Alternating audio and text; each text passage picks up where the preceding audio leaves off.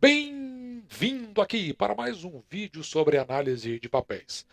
No dia de ontem, dia 22 de agosto de 2023, nós trouxemos algumas informações sobre o Banco BMG, que está no processo de lançamento de letras financeiras subordinadas no mercado. E eu falei durante esse vídeo que o fato do banco tomar essa medida requeria até que a gente analisasse os resultados do BMG, que nós não tínhamos feito até então, para verificar se nós encontrávamos alguma correlação entre o lançamento dessas letras financeiras e como está o andamento desses resultados. O que nós apuramos foi prejuízo no segundo trimestre e inadimplência elevada. Mas vamos dar uma olhada assim de uma forma mais genérica como está o Banco BMG. Eu vou começar aqui pelas informações trimestrais do BMG.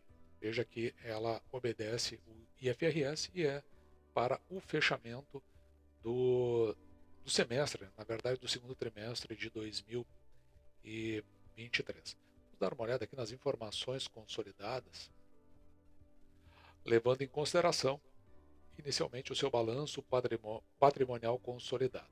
Mas nós não queremos ver os ativos, nós queremos ver aqui onde está o passivo e o patrimônio líquido do Banco BMG. E a gente já nota aqui no patrimônio líquido, veja que ele dá um encolhimento. Aqui é o fechamento do ano de 2022 e agora ele teve um encolhimento. Ele saiu de 4 bilhões 130 milhões para 4 bilhões 117, embora ele tenha crescido um pouco em relação ao trimestre passado. E aqui nas demonstrações consolidadas é onde nós vamos verificar. Veja que quando a gente fala do IFRS, nós estamos falando daqueles registros que estão a título contábil, ou seja, mesmo aquilo que está projetado é trazido a tempo presente e, consequentemente, ele não tem o efeito caixa. Então, quando nós olhamos aqui para o primeiro semestre de 2023, veja que a receita que nós vamos considerar para fins de avaliação da receita, ela chega a 3,6 bi e ela cresce em relação ao primeiro semestre de 2022. Lembrando que isso aqui só tem o efeito contábil. Né? Já quando nós olhamos para o lucro e o prejuízo do trimestre, veja que, na verdade, o banco lá no primeiro semestre de 2000, semestre, né, são os primeiros 6 meses de 22, ele teve um lucro de 8 bi e agora ele tem 85, 8 bi não, 8 milhões. E agora ele tem um lucro líquido de 85 milhões. Então, a gente verifica que, na realidade, do ponto de vista contábil, ele não teve um prejuízo, né? Teve um lucro aí interessante e cresceu em relação ao mesmo período do ano passado. Só que, quando o banco faz a sua apresentação, ele utiliza aquelas informações de cunho caixa, ou seja, ele faz uma análise praticamente diz respeito ao regime. Então, enquanto aqui nós estamos fazendo do ponto de vista do regime de competência, ou seja, é aquilo que ainda não está gerando efeito caixa, lá nas demonstrações, como são comumente aceitas no Brasil, tem o, o efeito, tem o regime de caixa, ou seja, é o que existe naquele instante. Então, essa é basicamente a diferença. Por isso que a gente vai verificar aqui um lucro e quando a gente vê a contabilidade do banco, como ela é de maneira mais comumente aceita no Brasil, nós vamos ver um prejuízo. E basicamente a gente consegue enxergar isso quando nós saltamos aqui na página 22, se eu não estou enganado, na 23. E na 23 a gente está vendo o fluxo de caixa. Então, tem informações aqui que realmente nos interessam para fazer a nossa análise. Por exemplo, dê uma olhada aqui. O caixa líquido gerado pelas atividades operacionais, ou seja, o dia a dia do banco, veja que ele está negativo aqui, em 44 bilhões. O que significa isso? Que para o que o banco gerou no seu caixa, as despesas foram maiores. Então, por isso que ele fecha no prejuízo. Por outro lado, o caixa líquido das atividades de investimento, veja que ele está negativo e nós queremos que seja negativo, porque o banco tira do seu caixa e coloca nas suas aplicações. E, da mesma forma, o caixa líquido das atividades de financiamento, nós queremos que ele seja negativo, Porque isso significa que se o banco tem algo a pagar no mercado, dívidas, ele então tá fazendo a quitação. Do contrário, se ele acontece aqui como positivo, é porque ele está captando mais do que ele está pagando, ele está gerando novas dívidas. E veja que o efeito aqui é o seguinte: quando a gente olha para o caixa, equivalente em caixa, do início do semestre, o caixa era ou seja, fechou o ano passado com 620 milhões em caixa. E atualmente, que é esse item que está aqui, no final do semestre, ele está com 435. Portanto, o que a gente vê é que o caixa teve um encolhimento de 202 milhões. E o que ele recomenda aqui nesse fluxo de caixa é que a gente olhe aqui para a nota número 5. E até isto é interessante porque essa nota número 5, se eu não estou enganado, está na página 53. Vamos dar uma olhada aqui. Veja aqui que na 53 está, na verdade está a número 6, né? Aquela nota é a nota de número 5, então está mais aqui para cima. Na verdade está na página 52. E aí que nos chama a atenção que a nota é uma coisinha de nada aqui, né? Simplesmente está dizendo quais são as disponibilidades, as aplicações no mercado aberto e o fechamento lá dos 435, aquele que nós vimos, que acaba como caixa no final do primeiro semestre. E a gente consegue ver algumas questões aqui no BMG quando a gente olha para a apresentação da sua videoconferência. Aqui tem os destaques. Veja que nos destaques, nós olhamos aqui, eu já deixei marcado, que é exatamente no lucro líquido. Lucro líquido negativo nesse caso, né? De 14 milhões. Você dizer lucro líquido negativo ou dizer prejuízo tem o mesmo significado do ponto de vista da contabilidade. Então, muitas vezes eu vou falar do lucro líquido negativo, mas na verdade é a mesma coisa que eu dissesse que tem um prejuízo. Mas vamos dar uma olhada o que foi dito durante a apresentação na hora em que foram apresentados esses destaques aqui do BMG. Verificar o que disse o presidente do banco. Eu gostaria de destacar, primeiramente, que esse primeiro semestre, né, a inflação e a alta taxa de juros afetou, né, o poder de compra da população e do nosso público-alvo e, obviamente, isso teve um impacto elevado na nossa inadimplência. Né? Iremos que, a partir do segundo semestre, né, com uma economia mais estabilizada, inflação um pouco mais controlada, as reformas em andamento, nós acreditamos que será um período um pouco mais promissor para os nossos negócios. Falando aqui sobre os grandes destaques, né, a nossa base de clientes cresceu de 18% ano contra ano e 1% a cada trimestre. A nossa carteira de crédito 19% e menos 1% no trimestre. E aqui eu acho que é importante destacar, né, que nós estamos agora priorizando a qualidade da originação e a rentabilidade dessa carteira. A gente entende que não é saudável crescermos carteira, consumirmos tal, simplesmente por volume. Né? Então, a gente tem priorizado bastante a qualidade da originação. Né? A gente está revendo muitos dos critérios e filtros de originação, e isso fez com que nesse trimestre a gente diminuiu esse volume da carteira, mas isso foi uma decisão consciente do banco para que a gente comece a ter uma mudança do perfil da nossa carteira. Né? Então, deixa eu fazer os meus comentários aqui, que é o seguinte, ele parte do princípio que na verdade é uma questão estrutural do ponto de vista de economia. Ele está dizendo que com a alta taxa de juros, isso aí fez com que viesse a aumentar a inadimplência e que ele tem uma perspectiva positiva para o segundo semestre. Então ele fala do semestre como um todo. Eu, sinceramente, tenho muitas dúvidas. Não senti confiança quando ele estava fazendo essa colocação, principalmente do ponto de vista de projeção para o segundo semestre. Outra coisa que me chamou a atenção aqui foi que ele está dizendo o seguinte: não adianta crescer o número de clientes, que é isso que está aqui neste destaque, aumentando aqui um pouquinho maior, para ficar, bom, cresceu o cliente, mas acontece que não está tendo impacto do outro lado. E ele está dizendo o seguinte: não, nós vamos mudar o perfil do cliente. Nós vamos fazer uma revisão disso para que eles tenham clientes com um patamar de confiança para o pagamento dos créditos que são tomados e, com isso, o banco volte a ter os resultados que eles aí estão imaginando. Então veja que ele está muito na dependência desse novo cliente e, ao mesmo tempo, da evolução da economia no segundo semestre. E como que é composto esse cliente? Veja que aqui nós temos a carteira de crédito, ela está em bilhões, e a gente consegue enxergar como ela é composta no, no conjunto da obra. Se nós olharmos aqui, ó, nesse cor de laranja, que é a maior parte, é o chamado cartão consignado, certo? Então, uma das coisas que me chamou pelo menos a atenção.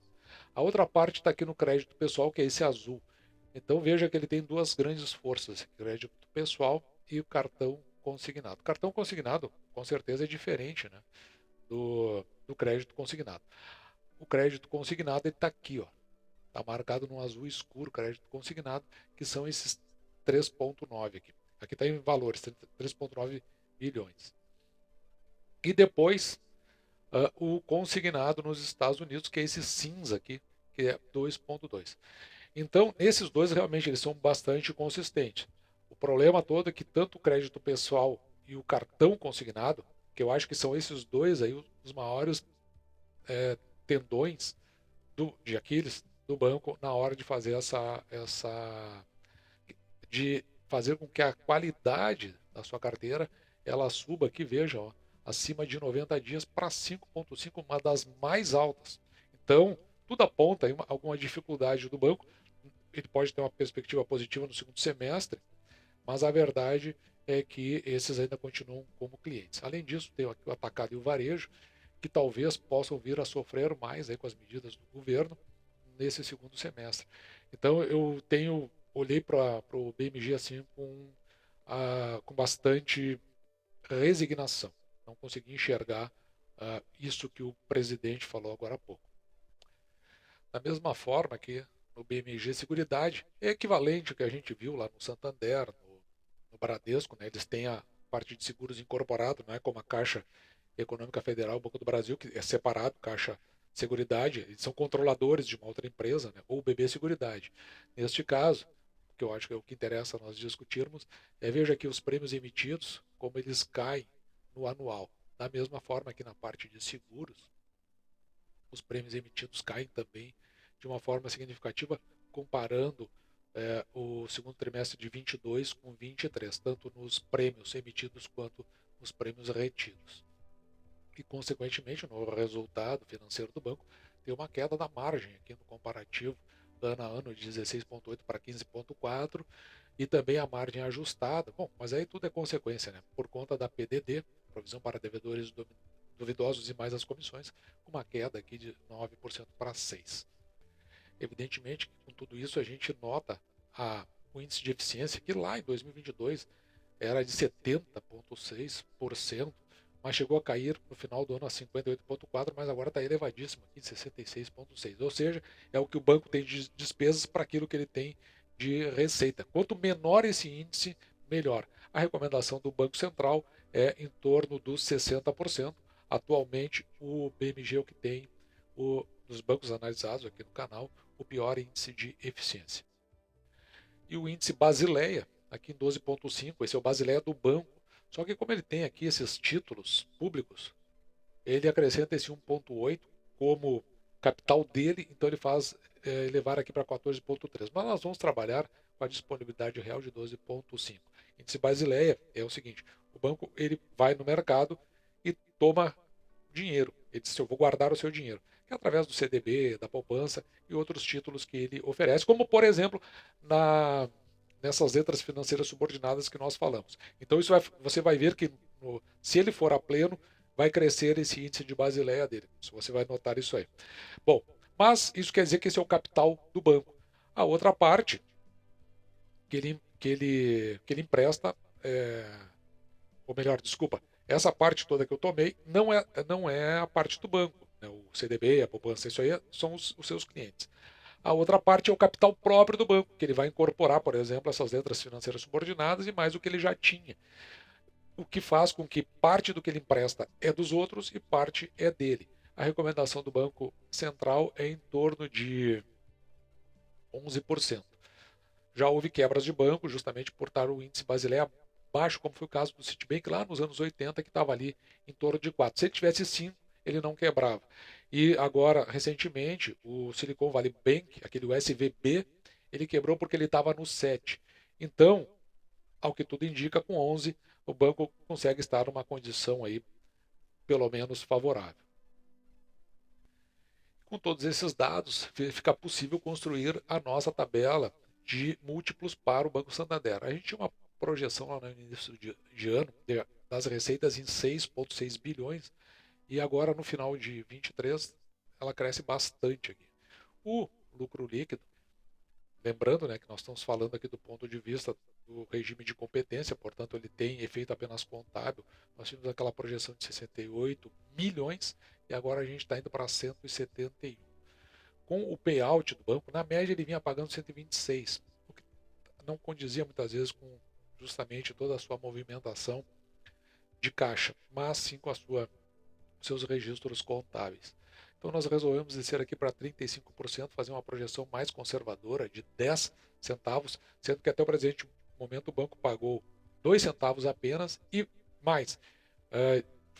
No fechamento agora do semestre informou que não pagaria para esse semestre proventos. Vai deixar então para o final do ano e nós vamos ficar numa posição bastante conservadora de 10 centavos. Com essa posição conservadora, o preço teto, ou seja, dividindo os 10 centavos por 6%, que é porque 6% é o mínimo que aceitamos receber em proventos pelo valor que pagamos pela ação. Então o nosso preço teto, quando projetamos, fica em R$ 1,71.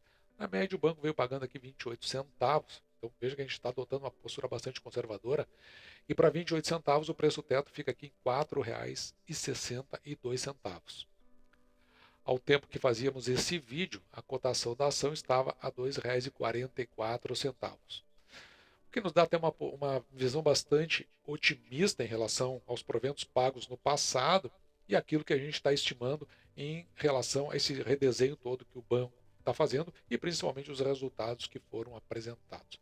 Quando olhamos para o patrimônio líquido do banco, vejo aqui aqueles 4,4 bilhões e 117 milhões, teve uma redução, aqui a gente computa em 0,32%, então acho que é o único banco que nós vimos até agora que teve redução do seu patrimônio líquido. Com isso nós temos um preço da ação dividido pelo valor patrimonial por ação em 0,35. Aqui é curioso, né? É um indicativo de que a ação esteja barata, pode ser que ela esteja mesmo. O problema é o conjunto da obra, né? que nos gera desconfiança. E também que o risco fica muito baixo em investir no BMG. São indicativos, né? Você precisa ter bastante confiança na gestão do banco para realmente acreditar apenas no indicador. Por isso que a gente precisa olhar o projeto como um todo para verificar se isso tudo é condizente. Já o PL, ou o preço da ação dividido pelo lucro líquido por ação, e ali a gente lembra que é o para fins contábil, o efeito contábil, em 8,29, um indicativo de que se você comprar a ação por esse preço, em função desse lucro líquido que nós vimos aí, você vai receber em torno de 8 anos e 4 meses aproximadamente. Com isso, né, o dividend yield fica, se pagar esse provento que nós imaginamos, fica em 4,22%. Se você for ver no passado, o BMG ele tem um dos maiores dividend yield. Ele vai lá, se você olhar para o status invest, vai estar acima de 11%. Por isso que a gente precisa ter muito cuidado, que é essa indicação que eu faço, na hora de olhar apenas para os dividendos pagos. É preciso ver toda a história, o conjunto todo, para ver se vale a pena você entrar, não só no BMG especificamente, mas em qualquer empresa, apenas em função do dividendo que está sendo pago. Você precisa anotar se todo outro lado ele conta uma história que consolide aqueles dividendos que são pagos. E como sempre eu deixo um comparativo banco a banco.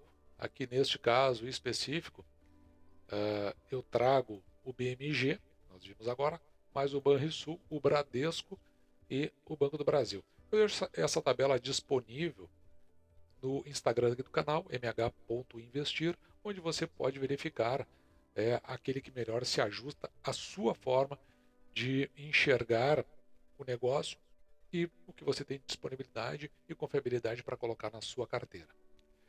E sem dúvida é um resultado que eu avalio como ruim. O conjunto da obra me conta uma história com desconfiança e nesse momento, pelo menos, eu não colocaria ali na minha carteira. Mas eu deixo isso ao seu critério, de você verificar se realmente vale ter BMG e se você acredita na... Eu não estou dizendo que eu não acredito na direção, certo? Só que esse projeto ele não me passa confiança. Essa é a minha interpretação. Mas eu deixo a seu critério para que você faça a sua, afinal de contas o dinheiro é seu e você sabe como melhor colocá-lo para trabalhar para você. Dito isso, vou ficando por aqui, me despeço de você e deixo, como sempre, o meu grande abraço!